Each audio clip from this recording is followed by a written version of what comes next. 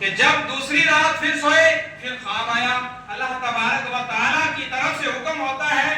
کہ اے میرے خلیل، کہ میری راہ میں وہ چیز قربان کر جو تجھے سب سے زیادہ عزیز پیاری ہو۔ پھر اسی طرح فرمایا کہ حضرت ابراہیم علیہ نبی علیہ السلام نے دوسری دن صبح اٹھ کر بھی جو ہے 100 اونٹ قربان کر دیے، اور اسی طرح 3 مرتبہ ہوا،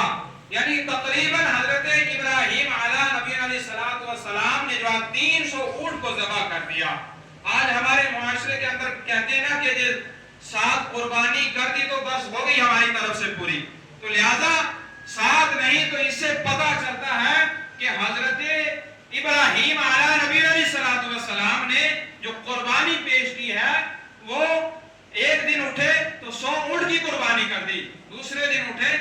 تو 100 اور کر دیے، 200 ہو گئے، اور تیسرے دن اٹھے تو 100 اور اونٹ قربان کر دیے۔ اسی طرح تقریباً حضرت ابراہیم علیہ السلام نے جو ہے 300 اونٹ قربان کر دی۔ پھر اللہ تبارک و تعالیٰ کی طرف سے حکم ہوتا ہے کہ میری راہ میں وہ چیز قربان کرو جو سب سے زیادہ عزیز ہو۔ اسی بات کو لے کر جو ہے حضرت ابراہیم حضرت حاجرہ کے پاس پہنچتے ہیں اور فرماتے ہیں کہ اسماعیل کو جو ہے تیار کروا دو، اسماعیل کو جو ہے اچھے کپڑے پہنا دو، اسماعیل کو جو ہے ہم نے کسی دوست کے یہاں دعوت میں لے کے جانا ہے۔ عزیزان گرامی، جب حضرت اسماعیل علیہ السلام تیار ہو جاتے ہیں، حضرت ابراہیم علیہ نبی علیہ السلام بغل میں ایک چھری اور رسی لے کے چل پڑتے ہیں، کیونکہ اللہ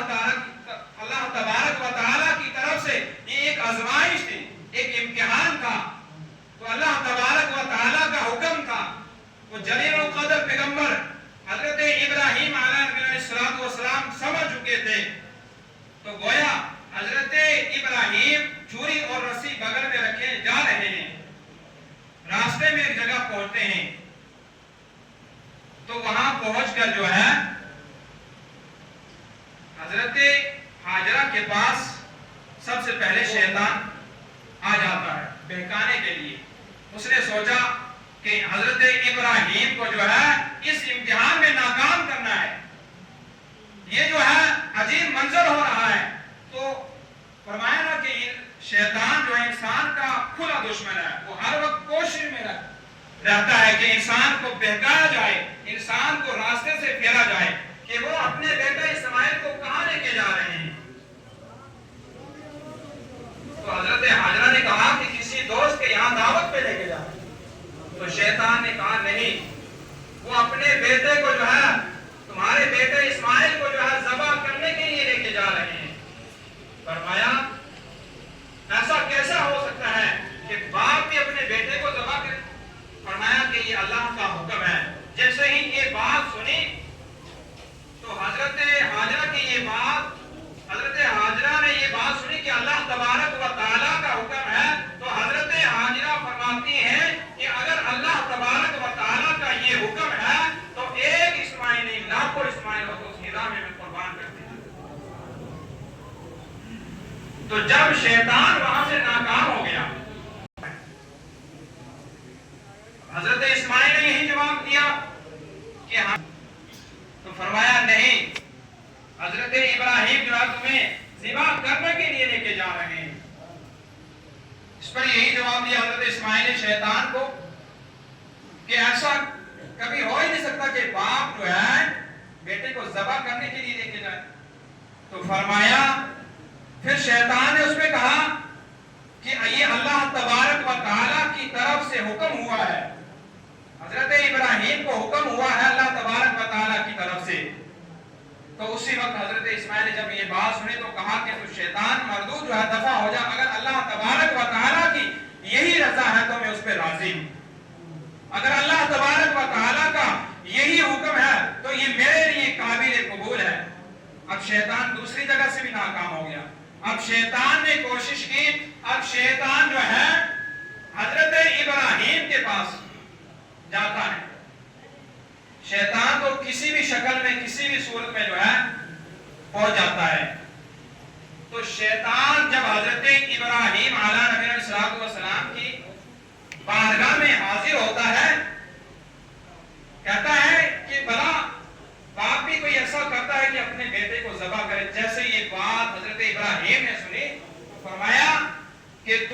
शैतान मरदूद मलऊन लगता है, दफा हो जाए यहाँ से।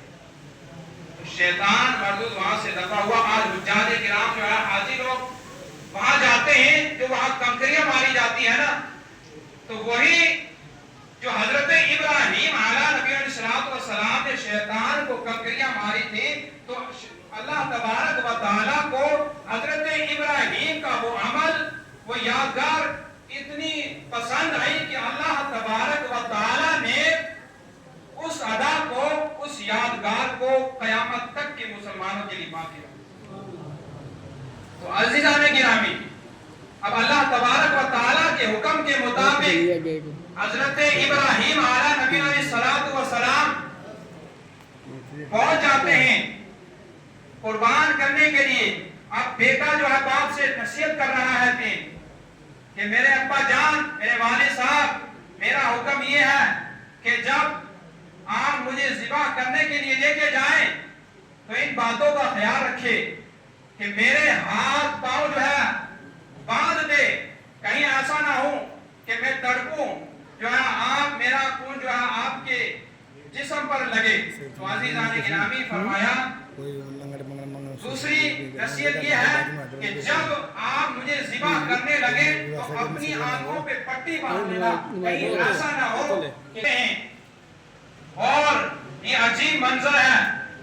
ये अजीब यादगार है कि अल्लाह तबारक व तआला ने ये ऐसी यादगार कि अल्लाह तबारक व तआला ने उस यादगार को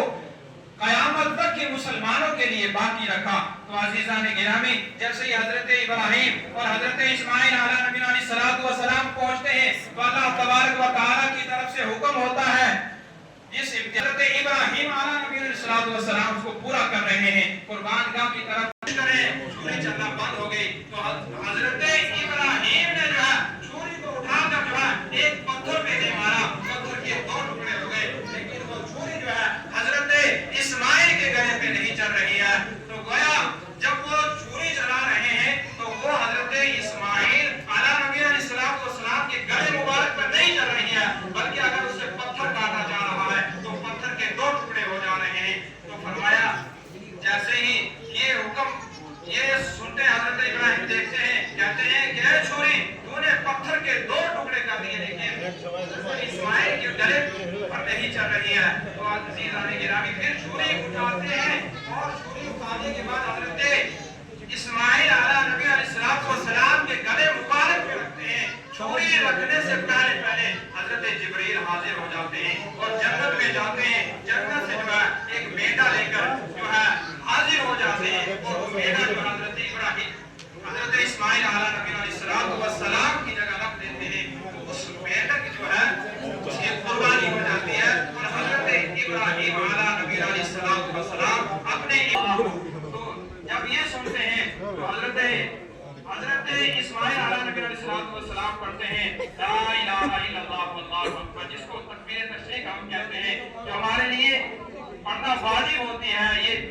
9वीं ज़िलहिज्जा से 13वीं तक, तो इसको तकबीर तशरीक कहते हैं। तो गोया बहरहाल ये हुआ कि अल्लाह तबारक